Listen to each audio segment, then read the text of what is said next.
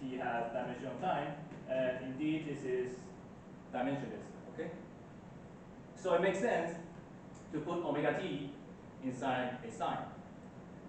If you ever see yourself writing something like just sign with a t in there, then you know you did some mistake and there's no way that makes sense. Because if you use second, you'll get sign like 10 seconds. But if you use like minutes, you get sign of a different number, which is totally different value. So what unit should you use? The answer is that you shouldn't have any unit for the thing inside a mathematical function. So you know this is nonsense. Okay? So when you look at any quantity or any equations, you should do dimensional analysis and see if they make sense. If two things have different dimensions, you should never subtract them or equate them. And if you put something in a function, a mathematical function, you should make sure that thing has no dimension. It's just a pure number. Okay? Alright, so one final remark about dimensional analysis. Because it is so useful, it is a good habit to write dimensional analysis. It is a good habit to write your answer in a format that is easy to check the dimension. Let me jump ahead and show you an experiment. This is a seesaw. This is a seesaw. There's a law, or you can use some physics law to derive that if you want this seesaw to remain balanced, then the product of this arm times the mass sitting on this arm should equal to the product of that on the other side. So if you are heavy, you should sit closer to the pivot, and if you are light, you should sit far away in order to maintain balance. You will learn why later, but right now I can just show you this is true. This is a seesaw. The distance from here to here is about 1, and here to here is about 2. So I can have 6 times 1 equals, let's say, 2 times 3. So 1 is the length, 2 is the length. The length should be 1 versus 2. So on 1, I should put 6. This is 1, 2, 3, 4, 5, 6. Okay? And on the other side, I'm going to hang it on 2. The length to the pivot is 2 units. So according to that formula, I only need 3 weights. There's only 3. So let me try to see if this works. If it doesn't, we can all go home.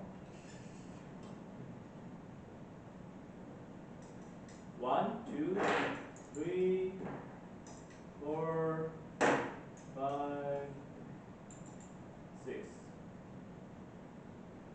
Yeah, it works. All right. And this formula also tells you there's other option. You can go farther, but use your weight. So the distance from here to here is 1 versus 2. If I go 1 whole farther, it will be 1 versus 3. Then I only need 2 weights. This thing counts as 3. So if I remove 1, yeah, it still works. Okay. So there's this relation between the weights on each side and the lever and the length of the arm. Now, I can use this device to measure the mass of something. I can just hang a random thing at some point and try to balance the seesaw.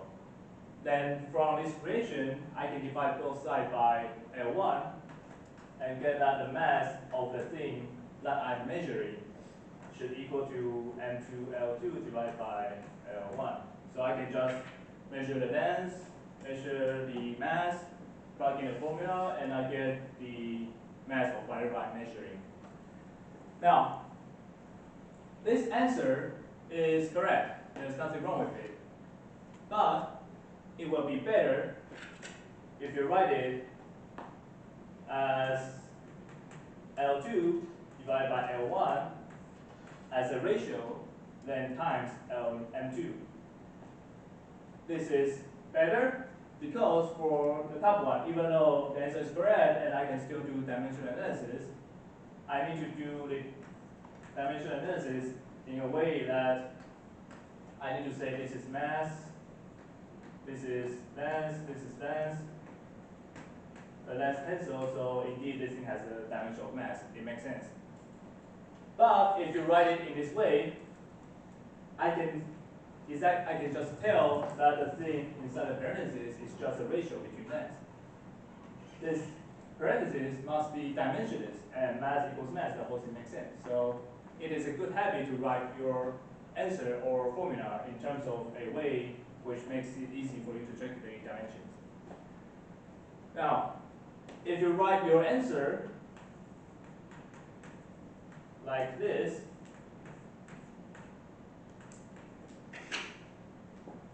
this is still correct, but you are a psychopath. No one will do it. This is making your life so much harder in terms of dimensional analysis. So this is just evil. If you do this, I will not take away your point, but I will hate you. Okay? Try to make sure you write things in terms of a way to make dimensional analysis easy, because it's very useful. And it will help you a lot. And it's the easiest way to find a mistake in physics. Okay? So that is dimensional analysis. Any question?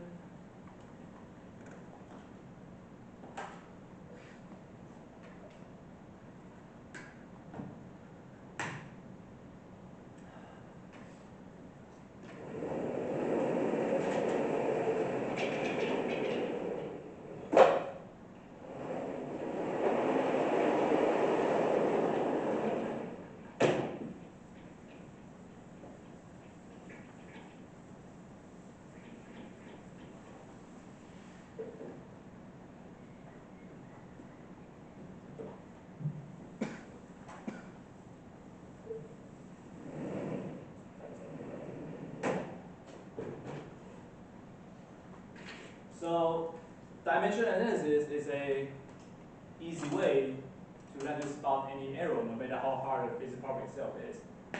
There's another thing that is also an easy way to check your mistake.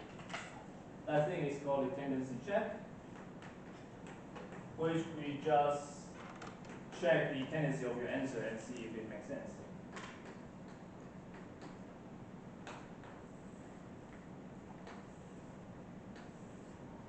So let's say I am looking at this device.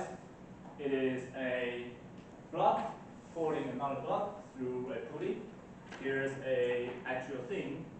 We don't have other blocks, so I'll just hang this weight over here. And the question I want to ask is, if I place this block initially with a height edge above the ground, and then I release it, how much time does it take for the falling block to reach the ground? 2 seconds, something like that.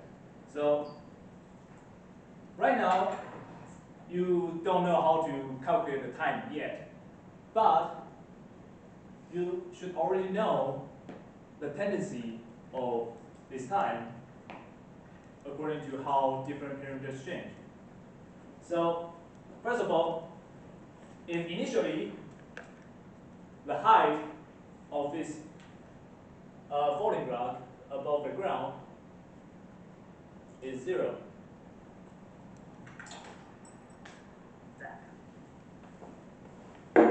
this is why I'm not an experimentalist. Alright, so let's say I set out an experiment such that the initial height is 0, edge is 0. Even though you don't know how to calculate the time, how long does it take for this falling block to reach the ground? 0 seconds. You know the answer before knowing any physics. So the tendency of how this initial height affects the time is that if initially this height is just very small, 0, then the time it takes to fall to the ground should also become 0. This arrow means goes to. When edge goes to 0, the time it takes to reach the ground also goes to 0. Any question of one right here? Alright, good. So that is the tendency when edge is very small. If edge is very big, I cannot make edge super big right now, but if you just have a table that is super high, and the higher you put the initial block, the longer the time it takes to drop down. So you know that if the initial height is bigger, let's say it goes to infinity, then the time it takes to drop down should also go to infinity. It should just keep going bigger and bigger and bigger. Are you guys comfortable with the infinity sign? It's just an 8 horizontally. Yeah. It's just super big. We're not in calculus here. So this is the tendency of this time when we change the height of the falling block above the ground. If this height is bigger, then the time it takes should be bigger. If this time is smaller, the time it takes should be smaller. So that's the tendency of T on edge. Okay? You don't need to know physics to know that. Now, there's also other thing we can do about the system, which is the mass of the sliding block and the falling block. If I make the mass of this car super heavy,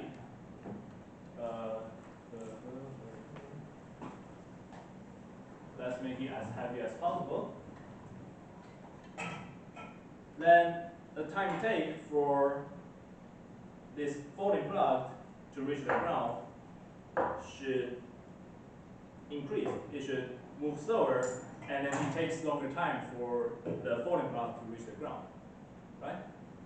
So if the falling block has a mass way smaller than the sliding block, M2, M1, this small means way more smaller, okay?